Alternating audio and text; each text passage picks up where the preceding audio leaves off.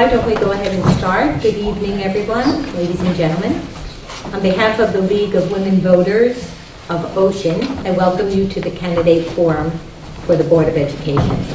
The League is a nonpartisan, nonprofit organization dedicated to encouraging the informed and active participation of all citizens in government.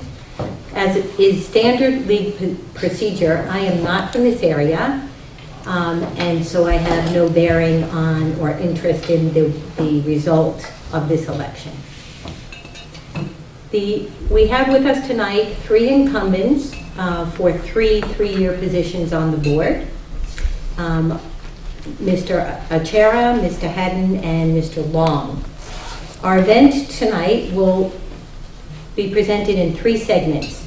First, candidates will be given 3 minutes each for opening remarks. They will speak in alphabetical order. Our league timekeeper will present notice, a yellow sign when there's 30 seconds left, gentlemen, and then a red stop sign, at which point you should finish your sentence and allow the next person to speak. The second part of the program will be question and answers.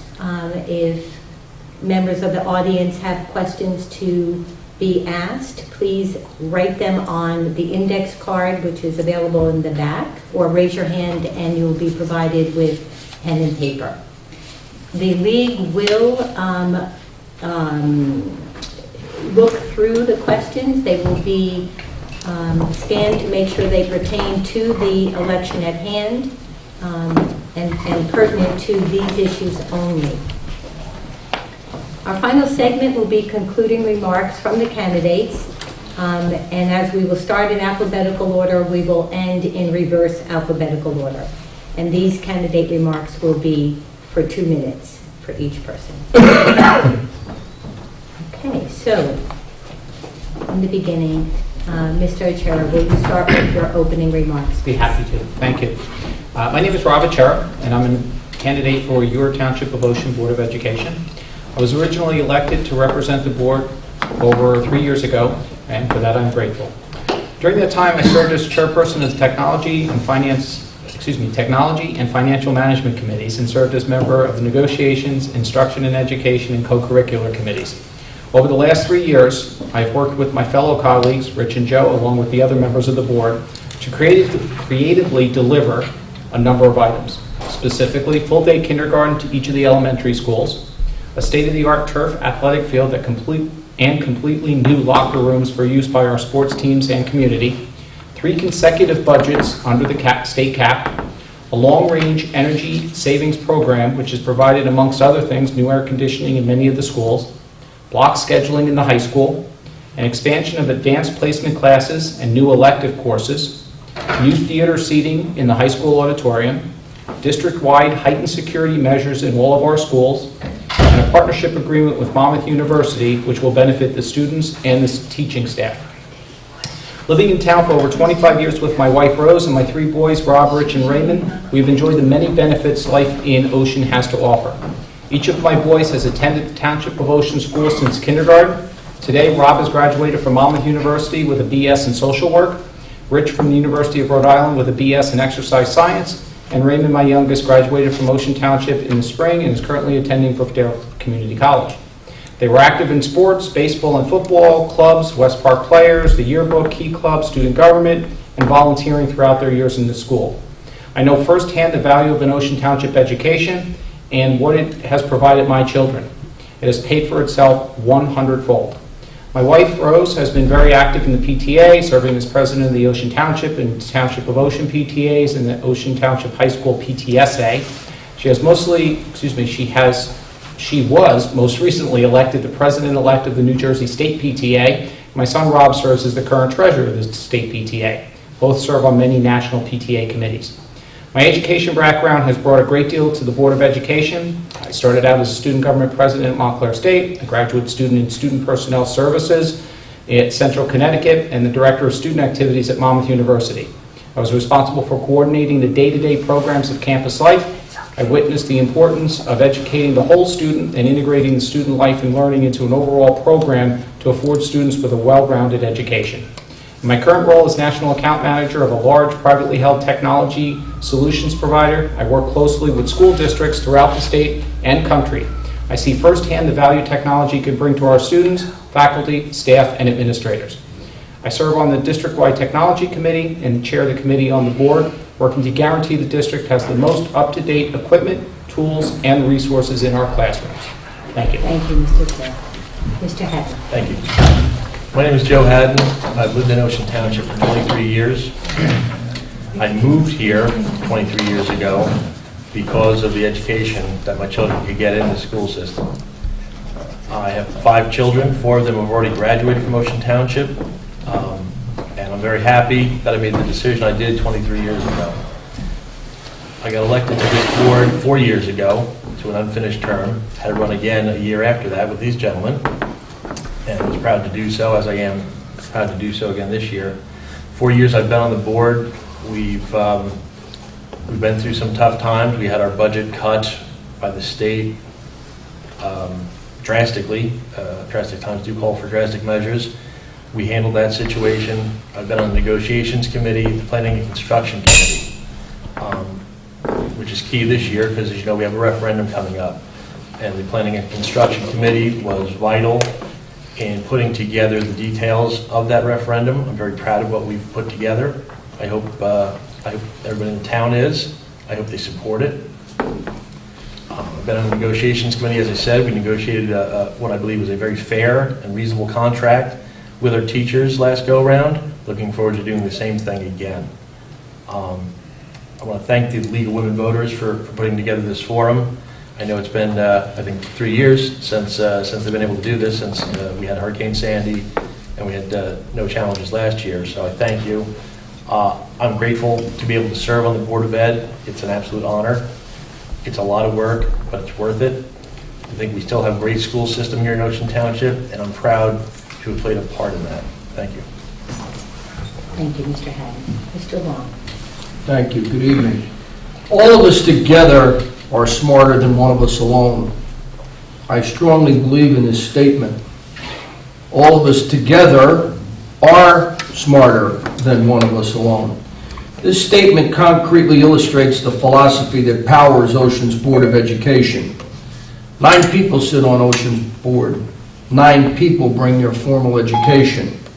9 people bring their life experiences. 9 people bring their aspirations to help students, teachers, administrators, support staff, and taxpayers to be part of a winning enterprise.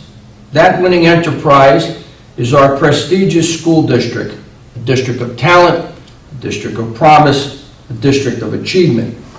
Each person brings a different point of view. This means that 9 people sometimes disagree, and that disagreement is good. It is good because it helps each person ask questions, gain insight, and clarify conclusions. One of us alone does not make a decision that affects the district. It doesn't matter how smart that person may be. We all work as a team. We exemplify democracy in action. Mr. Haddon, Mr. Achera, and I bring our experience as board members to every meeting. Mr. Haddon chairs the Planning and Construction Committee. His excellent leadership has shaped the district's upcoming construction referendum, a referendum that will address the needs of the physical plan of the district's 5 schools. Mr. Achera chairs the Technology Committee. His vast expertise in this area has helped propel the district into the future as he carefully steers Ocean schools through the technological explosion that has engulfed the world. I chair the Instruction and Education Committee, and I draw on my experiences as a high school English teacher, as a school district supervisor, and as a college-level instructor in English and in education. The 3 of us bring much to Ocean's Board of Education. We work with 6 other members to concretely illustrate the belief that all of us together are smarter than one of us alone. Mr. Haddon, Mr. Chair, and I are hopeful that Ocean's voters will continue to support us in our efforts on behalf of the board. Thank you. We will now start our question and answer segment.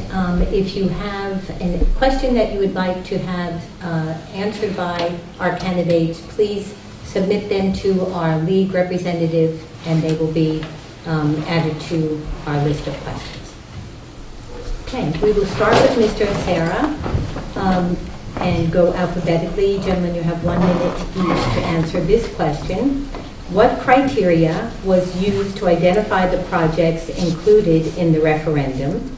Part B is, what was the process to arrive at the final amount and scope? I'll take the first minute, you guys can keep going. The criteria that was, well, the process started approximately 3 years ago, and we identified the needs within the schools. And how we did that was we went about asking each of the principals what their needs were at that time. And that list developed, it was looked at, it was discussed, it was debated. And as we continue to go through the process over the course of 3 years, those items changed slightly, were added to, some were deleted. We worked with our architects and various other folks to come up with pricing on that. And in doing so, the current number of $28.9 million was determined to be the most appropriate to provide the school district with the resources for the education of the students, the safety of the students, and the overall welfare. So in general, that's how it took place. Thank you. Well, the process, as Mr. Chair said, started 3 years ago. We started with a demographic study, so we had an idea of where our town was heading and what we needed to do moving forward. We did an energy audit. Some of the benefits of that are already in place, but they go hand in hand with a long-term facilities plan, which ties in with the referendum. We then visited each and every school, toured each school with the principal of the respective buildings. They expressed what they felt were their needs. We acted upon that list, and again, followed up with further discussions, met with architects, and that's where we got to where we're at now. Mr. Long. Yes, not to sound redundant, but these gentlemen kind of covered how we developed the criteria because we took a walking tour through all 5 schools. We met with the principals of each school. The scope of the referendum was based on program development and implementation. At the same time, we recognized certain needs that were apparent. For example, one that was most notable was in Wanamassa School, where the students still to this day eat in the classrooms. They're going to get cafeteria services, and they're going to get a new multi-purpose room that will double as a theater and as a gymnasium. The final costs were determined because we contracted with an architect who has a great deal of experience in matters such as school referenda, and we relied upon him and upon our school business administrator, Mr. Ken Janarone, to develop the final cost. I might add that at $28.9 million, you could not build one school building for that amount of money. Thank you. Starting with Mr. Haddon this time.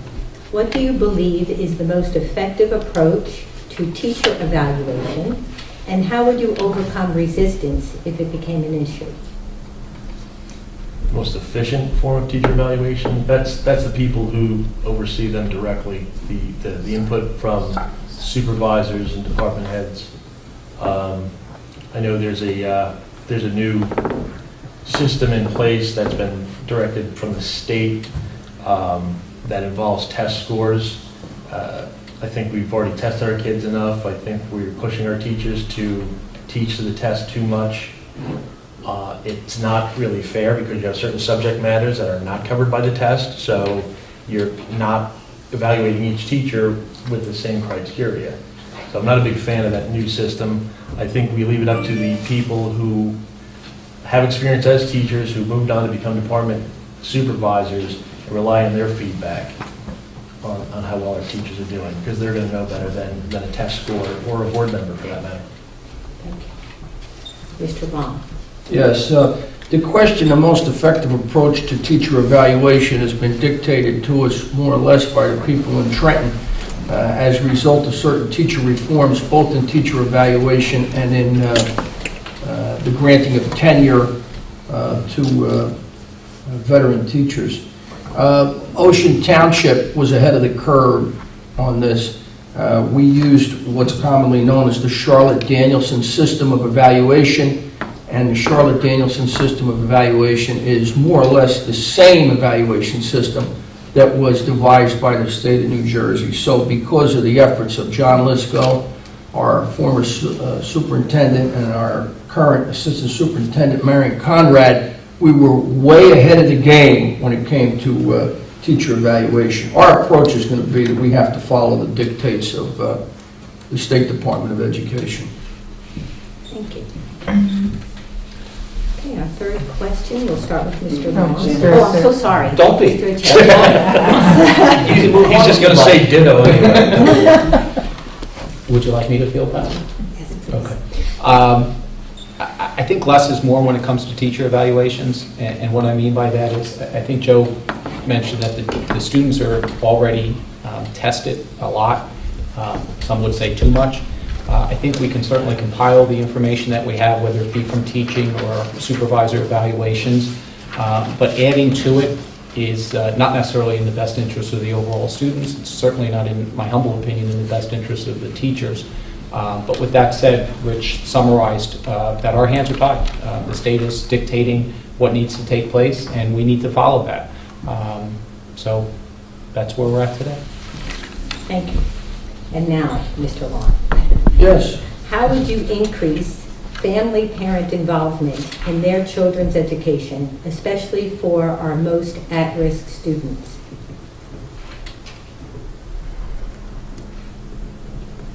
One of the things that Ocean Township has done to its credit as a school district is we've done a lot of outreach, most notably through our website, and such features as e-backpack, to try to get parents actively involved in the education of their children. We've tried our best to use certain other forms of media, whether it's been through newspapers, the one that's published, I believe, monthly, that's called the Today paper, that used to be called Ocean Today. So we've tried to use as many different forms of media as possible to try to engage the parents to become active partners in the education of their children. I think one of the biggest organizations that any school can take advantage of is the PTA. And Ocean Township has a great PTA, but they also recently developed a special ed PTA.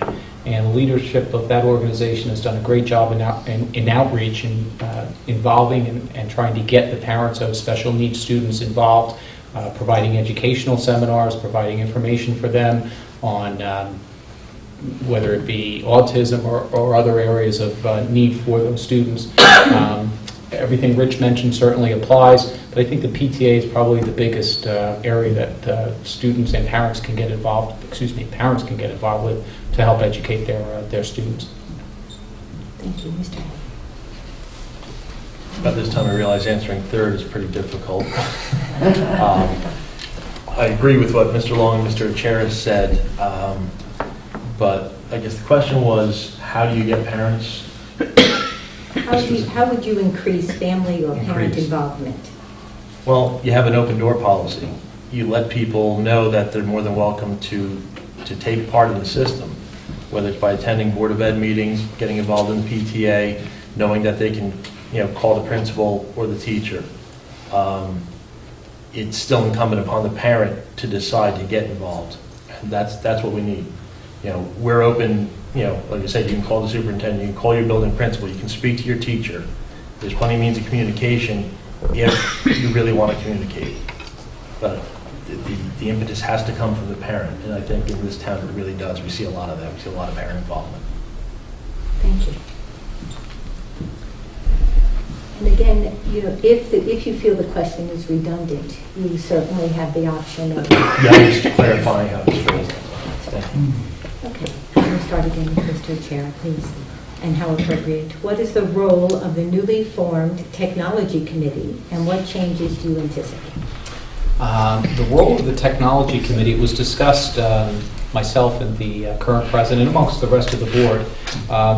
The Technology Committee had fallen under various other committees, and honestly, I don't remember which one it was, but based on park assessments, based on teacher evaluation, based on just the overall need within the district to continue to provide our students with the highest level of technology, it was determined that a specific Technology Committee within the board was critical to give it the attention it needed, to give it the ability for board members to get on a committee to be able to discuss it more frequently and provide more relevant information. What purpose of what was the question, the second half of that question? What changes do you anticipate? You know what, we've seen a lot of those changes already, whether it be the Chromebooks, whether it be network access to the schools. We've just increased our bandwidth so that the park assessments would take place appropriately. There's a lot of things going on. I'd be happy to discuss that further. It's much longer than a 1-minute answer. Thank you. Mr. Haddon. Okay, the Technology Committee was created so Rob could be chairman of something. He was whining and crying. It was pretty embarrassing. No, when you're in the 21st century, I think any organization should have a Technology Committee, because technology is key in so many different aspects of what we do in our world today, certainly in education. That coupled with the fact that technology becomes obsolete, it's like a new car now. Your car, you buy it for $30,000, you're one block away from the deal, all of a sudden it's worth $20,000. Same thing happens with your technology. It goes obsolete in such short order that you need to focus on it so that you can stay up to pace and make sure that the technology you have can still serve the students and the teachers. Mr. Long. Yes. The Technology Committee was formulated as an offshoot of the Instruction and Education Committee that I chair. And the reason why we had Mr. Ricciera take over the Technology Committee is very simple. I was born just after the invention of electricity, and it was felt that a person with his tremendous background would do far greater things as chairperson of a separate committee. So the Technology Committee is chaired by Mr. Ricciera, who's doing a fabulous job. The changes that we anticipate, we have a person in the district who works hand in hand with Mr. Ricciera, and they are trying to determine exactly the kinds of things that we have to do to make sure our students are ready technologically in this particular century. Thank you. Mr. Haddon, what are the top 3 lessons you've learned in your years on the board, and how have they shaped your participation? Well, that's a 1-minute question. Top 3. Well, Mr. Long alluded to in his opening comments that we're 9 minds and we're stronger than any one single mind.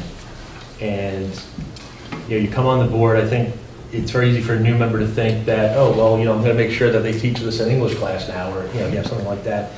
It really is part of an educational process. You learn the structure of a school district, which is important to know, especially as a parent. It's important to know.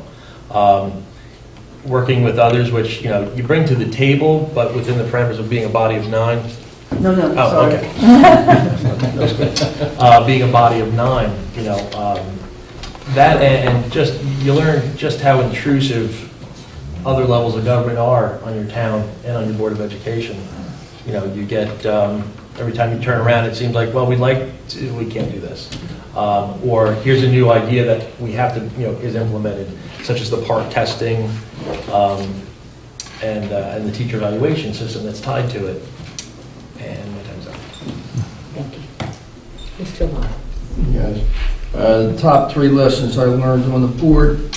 The first one is, it is better at times to listen than to talk. The second one, it is better at times to talk than to remain silent. It is better at times to remain silent than to talk. those are the three important lessons I learned in my time on the board. I'm going to steal his first one, and I was going to say listen, listen, listen, which is really key. There's a lot of things you may walk into with a predisposed notion that you understand certain things. I think Joe hit on the fact that there's a lot of things that you don't know, and I think that's the biggest thing. You need to eat some humble pie, understand that there's a lot of things going on within the state that we don't have control over. But I think the biggest lesson I learned was listening, and I try to continue to do it. My cohorts here would say I probably talk a lot, but I do listen before I talk. But having said that, I think that's the key, listening and understanding, and being willing to learn. Thank you. You're welcome. And we thank you all for being willing to talk tonight. Never a Next problem question. for three of us. And this will start with Mr. Long. Yes. Why is the bond issue on a separate ballot and with a separate election date? Okay. The bond issue's separate from the November ballot.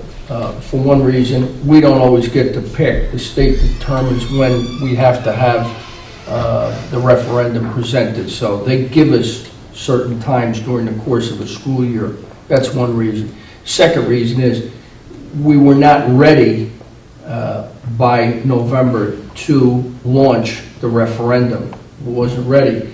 This was 3 years in the making, and as we tried to make some people realize in the audience who attended our most recent regular meeting, which I like to call the public portion, which is held in these chambers, it was 3 years of work that went into this referendum. This wasn't something that we thought of a couple of months ago. So everything had to be in place before we could actually get this put on a ballot. And those are the two primary reasons that it's not being held at the same time as the board election. Thank you, Mr. Chair. I would echo Rich's comments and add to the fact that certainly our desire was to have it tied into the November election for simply the cost savings alone. But as it turns out, and I'm going to steal Joe's thunder because this is what, and I'll let Joe do it. We would have loved to do it, but as Rich said, the timing just did not permit. It was not something simple. We took it very seriously. There was a lot of time and effort involved, review and re-review, architectural meetings, design meetings, meetings with the principals, walkthroughs, everything that we've already spoken to already. It just did not happen. And to Rich's point, that was the December date that we have was one of the dates that the state allowed us to use. Thank you, Mr. Haddon. The referendum is on $28.9 million. It's a big decision. You don't rush any aspect of that. Rich alluded to the 3-year process that was involved. This was not something entered into lightly. It's $28.9 million. We understand that. We know the impact of that. We get it. At the same time, because it's such a big deal, we wanted to make sure that I's were dotted, T's were crossed. All items that had to be hashed out and discussed, we had to take care of. So it would have been nice to get it in by November. It would have been nice to get it in earlier in the year than that even.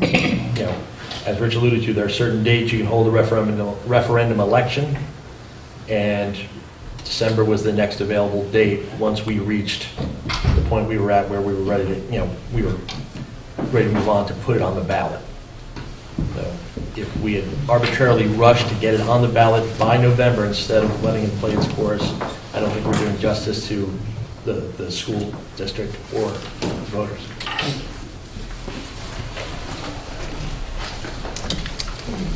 Gentlemen, starting with Mr. Achera. Would you share your thoughts or concerns regarding use of school facilities for religious purposes? Wow, that's an interesting question. Well, we currently have a religious organization renting the facility. If I'm not mistaken, if they're not our biggest, they certainly are one that has provided this district with a fair share of income. I think the facilities are open to the public. That's a public. There are community organizations that do take advantage of that. They happen to be one of them. I'm certainly comfortable with it.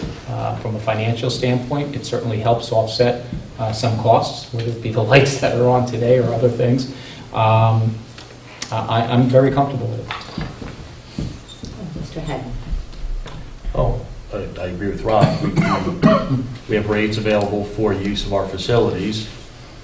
Religious organizations pay those rates. Unless something objectionable might be going on, which to this point I haven't heard anything, I don't see any problem having a religious organization rent out our facilities. It's a means of income for the school district, and there is a community tie-in, so that I don't see anything wrong with it. And like I said, I echo what Rob said. It's not an issue. And Mr. Long? Yeah. I concur with my two colleagues. The use of school buildings by religious concerns, whoever they might be, actually help the taxpayers in Ocean Township because they provide us with much-needed revenue. We look for revenue streams all the time to try to take the burden off the taxpayers. So we are paid by one particular church very well for use of our facility. And I think that this is part of the partnership that we have with the community at large. We have partnered, for example, with the municipality for its local elections that are held in school buildings and things of that sort. So it's a sharing of the resources, and I think that's really what it's all about. Thank you. We're starting this time with Mr. Haddon. Any second thoughts on the new artificial turf football field? And part B, what actions are being taken to address the controversy and issues raised, I imagine, regarding that? Controversies and issues raised over the turf field. So, as written. Okay. Second thoughts? No, it looks great. It was something the community wanted to the point where they were willing to reach into their own pockets, separate from, being taxpayers, and pay for.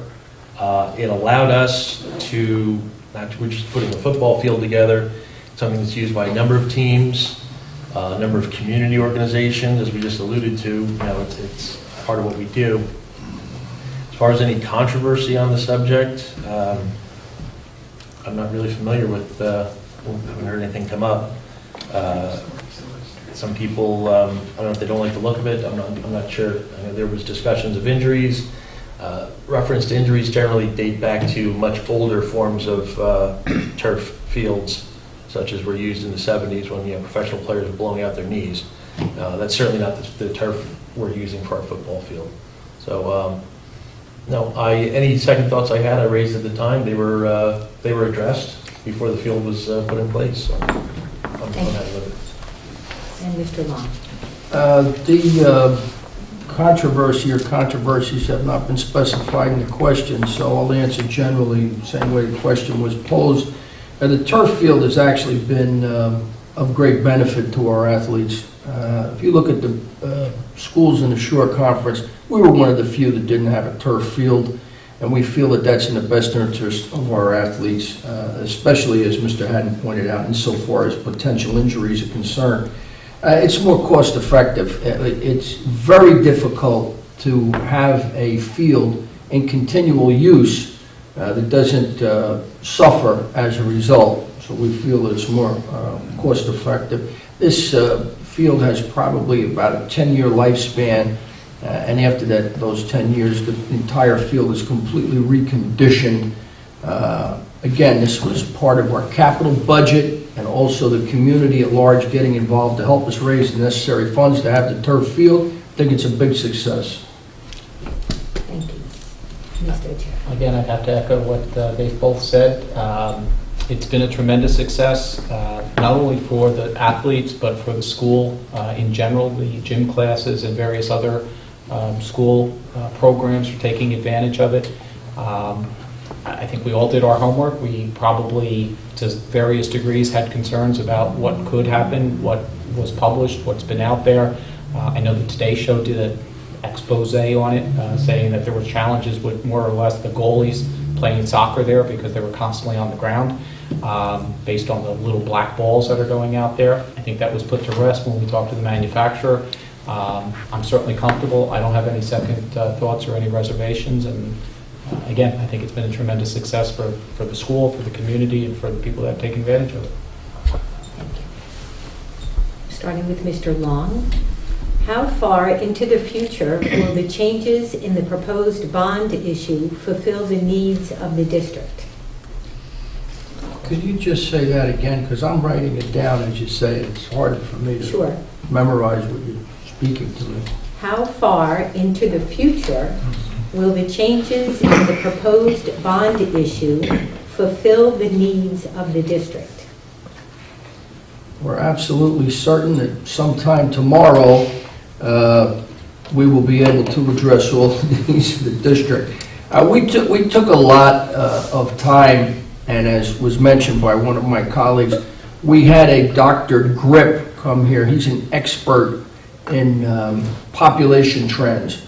We had Dr. Grip do a study insofar as population growth in the township relative to school-age children. We believe that we have addressed needs in every one of the buildings, and those needs involve, I would say 90-some% of the time, instruction. And as I pointed out, the need that we're addressing in Wanamassa School, where our students still continue to eat in their classrooms, don't have a cafeteria. So we think that that definitely takes us into the future. In fact, we've actually, through this referendum, had to catch up, at least as far as Wanamassa School is concerned.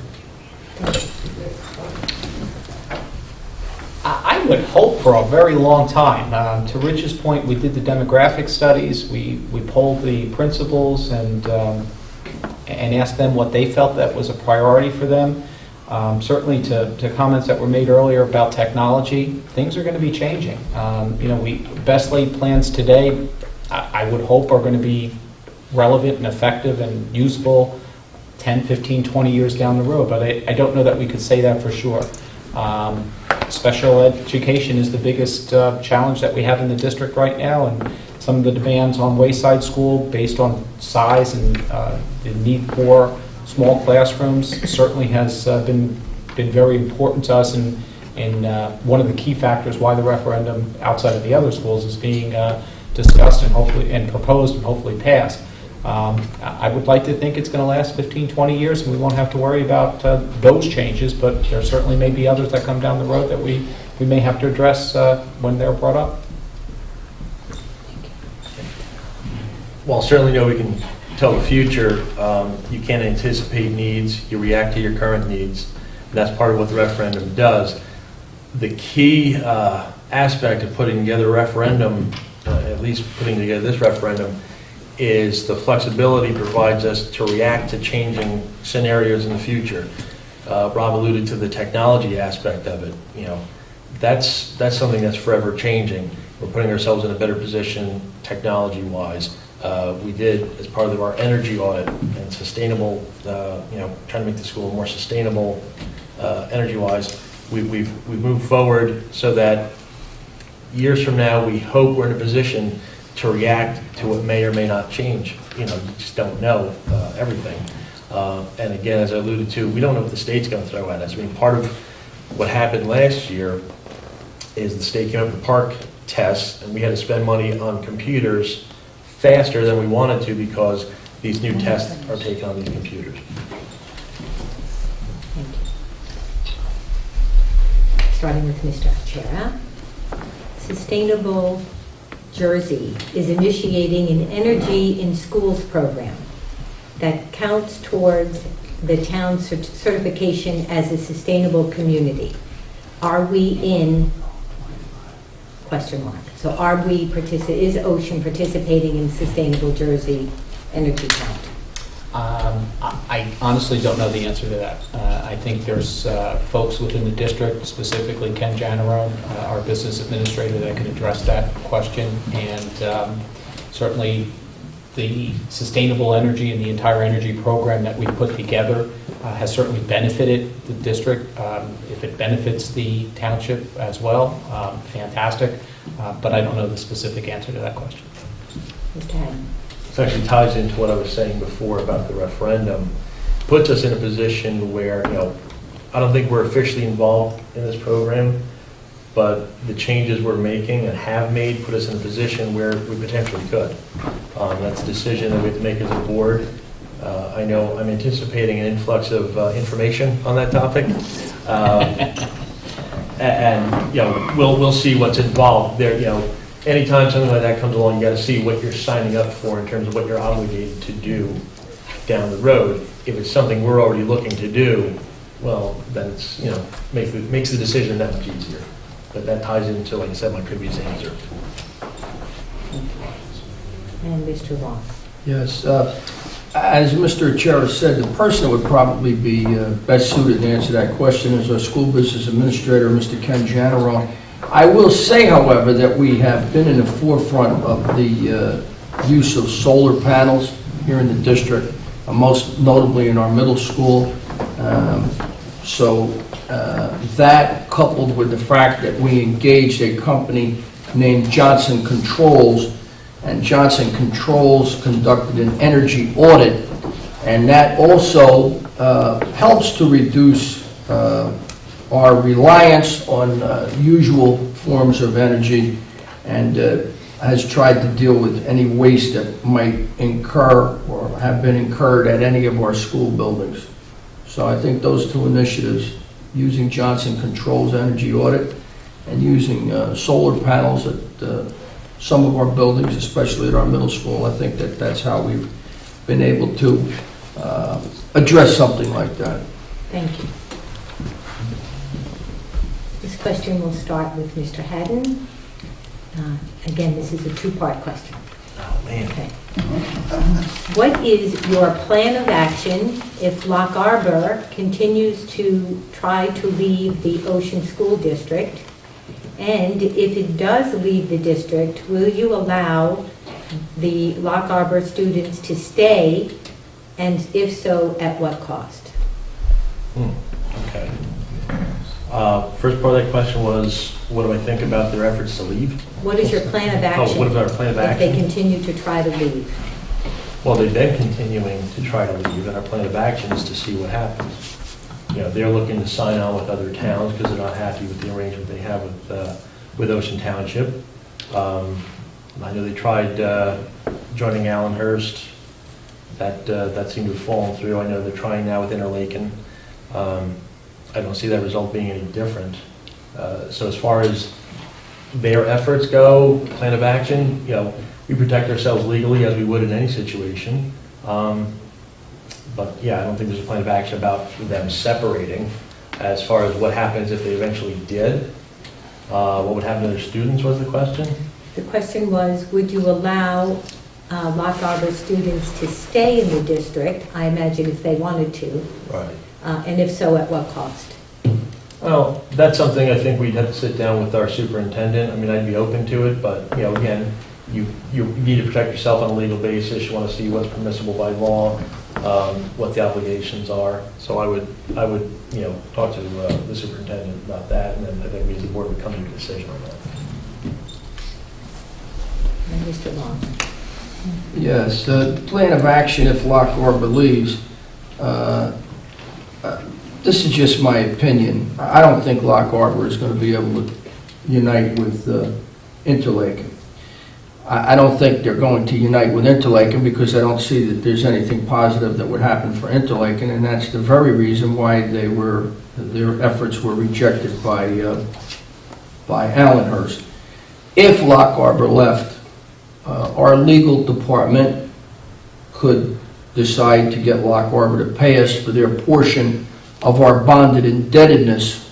I'm sure that the state of New Jersey would concur with Ocean Township Board of Education that Lock Arbor would be obligated to pay us for their portion of our bonded indebtedness, since our capital improvements directly benefited the students from Lock Arbor who attended our schools. Mr. Chair. I would agree with both of them on the first point, so I have nothing to add on that. As far as whether or not the students would be able to stay, I think we would, my humble opinion is, and I think legally, we would treat them like any other student that would be interested in attending Ocean Township as an out-of-district student. There's a tuition fee that they probably have to pay, and speaking for myself, I'd welcome them. If they're already here, they've already been through part of the system, depending on their age. We certainly don't want them to leave. And if they're willing to pay the tuition for it, sure, great. Second half was, what would it cost? I believe, and I probably have to do some research with our business administrator and superintendent to verify that the amount that we would charge them is similar to what we would charge any other student coming into the district. If that's the case, they're entitled to that number. If not, I'd have to do some homework and understand how that number would come about. Thank you. Starting with Mr. Long. There have been over 80 school shootings since Sandy Hook. Is Ocean Township prepared? Would you be in favor of arming the teachers or staff? Okay. 80 school shootings since Sandy Hook. First part of the question is? Is Ocean Township prepared? Ocean Township prepared. In today's world, insanity runs rampant. Now, to try to head off people who are not of sound mind is a very difficult task. That being said, our schools have been equipped with a special film that goes over all the doors so that if anybody tries to break in, it's not possible. That's one. Two, I worked very hard in the last budget session to make sure that we had security personnel, not only at the high school, but also at the middle school, as well as at our elementary schools. The second part to your question. Would you be in favor of arming teachers and staff? I don't think that's a good idea. I think we have a very strong security force in place, and I don't think it's wise to have teachers with guns. My turn. So Rich mentioned the films that we put on the doors. Rich mentioned the additional resource in each of the schools. I think that's certainly a positive. I know our former superintendent and currently and certainly our current superintendent work very closely with Chief Peters. We do active shooter drills at each, if not all of them already. We will certainly continue to do active shooter drills in each of the schools so that not only are the police officers prepared, but each of the members of the staff and administration are prepared within the schools to know how to handle a situation like that. I don't want to say we're doing everything we can. We're certainly doing everything that we know of to do in preparation for or prevention of a situation like Sandy Hook. Thank you. I was going to say Columbine. I apologize. And Columbine, too. As far as arming the teachers and staff with guns, no. I am pro-gun, but I don't necessarily believe that they need to be in the schools. I think the police and others can handle that. Thank you. Mr. Hagan. In regard to how prepared are we, you can't stop crazy from happening. I mean, part of the reason these things happen in some formats is that they've never happened before, given certain parameters. Rich alluded to the film over the windows. That film is set up so you can't shoot the window out and gain access to the building by shooting a window out. And, you know, we've beefed up security. We have our police department riding through more often. We have more security people on the premises. So we're doing what we can on that front. There may be a new kind of crazy out there where somebody comes up with a way to do something despicable that we're not prepared for, that nobody's prepared for. But we are doing our best to maintain a secure school. As far as arming teachers and staff, I just think that's a bad idea.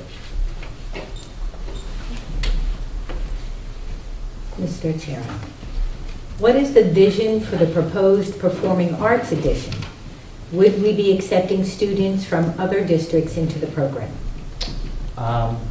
Let me just comment on the last question real quick. I don't know if that's illegal or not, but education is also key, not only to the students, but to the parents, the staff, and everybody else. So the active shooter drill is one of the ways to educate them, but there's also a lot of education that we could do.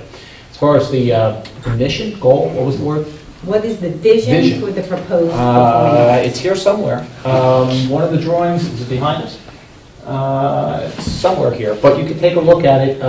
The goal was to make it a, I don't want to say world-class, but certainly state-of-the-art facility, similar to others that are in the area. One of our board members certainly was the drama director here. He's very familiar. He works on Broadway. He knows what's needed. We took his recommendations along with the recommendations of the architect. We widened the back. We were able to put male and female dressing rooms in there. We added a black box theater. Just the ability to do scene development or scene construction and be able to get them through a door. Something as simple as widening the doors is going to certainly benefit the students in building what they're doing. What was the other guy? Will students from other districts be allowed in the program? You know, yeah, certainly we've discussed that amongst our board, and if there's the ability to have other students come in as a, what's the word that we use? Tuition, but a target, that's not the word, a magnet program, certainly we've discussed it. I think the possibility is there. I'd be open to it. Okay. As far as the vision for the Performing Arts Center, what we've done is we've enhanced what we already had in terms of what we can offer our drama students. The plays you see, we can do them at a higher level. We maybe could attract other students, but we also, with the Black Box Theater, we're enhancing our performing arts across the board. We have classes in drama, classes in theater, and classes in dance, which I think is important. We harp on AP classes, science, math, which are important, but I think much like athletics, arts done right provide students who maybe are not athletic a chance to expand themselves, become more confident individuals because they've done something like got up on stage in front of an audience. And again, it might very well attract other students, and I would certainly be open to having students pay to attend Ocean. And Mr. Long. Yeah, the vision for the Performing Arts Edition. First of all, it's an improved facility with additional space on both wings. If you're familiar with the left and right portions of a stage, we created more space. It's going to help a lot with any of our productions. Also fly space, which is above the stage, and that's going to help us so we can use scenery that's more sophisticated. We're able to reposition certain things that were above the stage so that we can use the upper portion of it regarding our scenery. Growth of student offerings. We're going to be able to offer more, and we hope a more varied program in the theater arts. As far as accepting students, that's really going to have to be channeled through the State Department of Education and through the county executive superintendent of schools. We can't just decide that we're going to take students. It doesn't work that way. Thank you. And our last question for the evening, we'll start with Mr. Hatton. Thank you. What are your thoughts on regionalization of Ocean and the state doing away with non-operating school districts like Interlochen and Allenhurst? It's an idea worth exploring, but my issue is that the state would be involved in it. And I'm not a big fan of them getting involved in what we do here in Ocean any more than they already are. I think if it was something that came about a little more organically, where we had a conversation with the neighboring towns, we could look into it. But if the state's going to start mandating things, I'd be very leery about jumping into that, because then they start directing what we're doing here. And as I've already stated, when they step in, I don't see positive results happening. So I'd be very reluctant to jump in on a state mandated, well, we'd have to have a state mandated, but welcoming the state to come in and fix something that's not broken here. And Mr. Long. Yes. regionalization of school districts, the trend actually statewide has been to de-regionalize, not to regionalize. If you look at Camden County, for example, a number of years ago, they de-regionalized certain districts within Camden County. In Union County, area around Clark Township, for example, de-regionalized. Non-operating districts, this is something that's been talked about back to the John Corzine administration.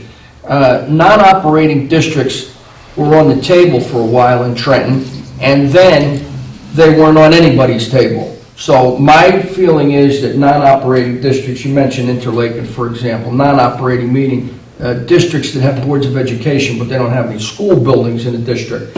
I don't think anything's going to come of it. I think that Trenton knows it's a hot potato and they don't want to deal with it. I like our autonomy. I don't know that I want the state telling us any more of what we need to do than they already are. If they are going to force regionalization, dare I use the word, down our throat, I think we can look very close and very hard at what they're looking to do and verify and assure that it's in our best interest. And again, dare I say, if we're not in favor of it, take whatever action the board can within legal purview to prevent it. Is there a second half? The second half, no, just what would you do with Non-operating. non-operating school districts? I think that was already addressed. One, I agree with Rich. I don't think it's going to necessarily pan out. And two, I don't know that, look, I'm an equal opportunity employer, if you will. If the students want to be able to come here and we're able to put a program in place independent of the state, we'll see if we can make it work. Thank you. Gentlemen, for closing remarks, you will be allotted 2 minutes each, and we will start with Mr. Long. Thank you. I want to thank again the League of Women Voters for offering this forum. I'm the board's oldest member. That's not obvious. I have 3 children and 6 grandchildren. I am an exceedingly proud former pupil in the Ocean Township schools. I attended Wanamassa and Dow Avenue. I graduated from the high school as a member of its first class, the class of 1967. I was always a better writer at the high school than I was a football or baseball player. You'd surely know that if you had seen me play football or baseball. You'd know that even if you never saw my writing. It is a genuine privilege for me to serve on Ocean's Board of Education. I love this district, primarily because it gave so much to me and it truly prepared me to go on to college. I take my role on the board very seriously. I seek to make my presence felt at every meeting. I want to do a good job, and I prepare myself to do so prior to every meeting. While I do take my role seriously, I occasionally try to inject some corny humor. In that department, I am no match for my colleague, Mr. Haddon. Ocean Township is a wonderful community, wonderful at least in no small part, because of a rich tradition of clearly superior schools. I trust that Ocean's residents will continue to support the Board of Education in general, and Mr. Haddon, Mr. Achera, and me in particular. Thank you again to the League of Women Voters for this forum. I too would let me, right? Oh, backwards, I'm sorry. We're going. Sorry about that. Like I'm not even here, right? No, That's okay. That's okay. So you can see how I get treated by my colleagues on the board. I want to thank the League of Women Voters for hosting the forum. I want to thank the people who are sitting in the audience right now for coming out and taking an interest in what we do. Some of you are familiar faces, so I appreciate your regular attendance at our meetings. It's funny, everybody knows who the President of the United States is. A lot of people know who their senators are and their congress people. Somebody might know who their mayor is, but if you ask people to name who's on the Board of Ed, they generally don't know unless they're related to them. And I'm not saying this because I wish more people knew me, but we really, when you talk about what affects your tax dollar most directly, what affects the quality of life in your town most directly, it's your town council, it's your Board of Ed. We're here, we're your neighbors, we're your friends. As Rich alluded to, you know, he's gone through the system, he's had kids through the system. Rob's children have gone through the system, my children have gone through this system. We care about what goes on in our school. Even Rob's kids are done now. I have one child left in the school district. We care what happens. We came here, well, I know I came here because of the school system. And I know my family's benefited from having our children go through this school system.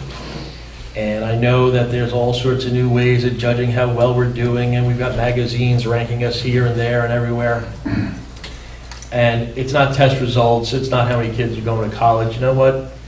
Talk to the kids who go to this school district. Talk to the kids who have recently graduated this school district. And you know what? They speak in complete sentences.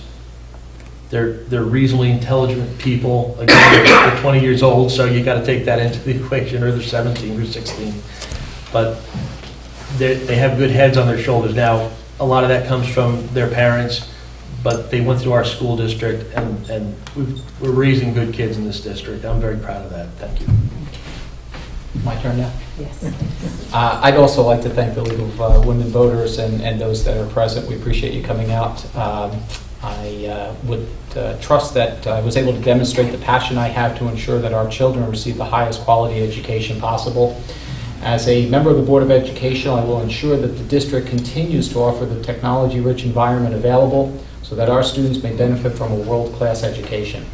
I ask that you not only honor me with your vote, but that you support my teammates, Joe Haddon and Rich Long. We've all served energetically as current members of the Board of Education, putting the best interest of our students first. We are all seeking your 3-year term, and together we will work tirelessly for you. I will specifically work with the other members of the board to ensure that we expand teacher and educator effectiveness within our schools, enhance the safety and the well-being of our students, while improving the quality of education and academic achievement for our students. My goal is and has always been to put our children first. We need to provide teachers, administration, and staff the freedom to effectively teach our children. I look forward to serving you and the community for another 3 years and ask that you support us. Thank you. Thank you, gentlemen, for participating tonight and for running and being willing to participate in a forum and informing your constituency. I thank the members of the audience, and I encourage you all to vote a week from tomorrow. If you need to know your polling place, the website where you can put your address in and get that polling place address is available on the back desk. Thank you for coming tonight.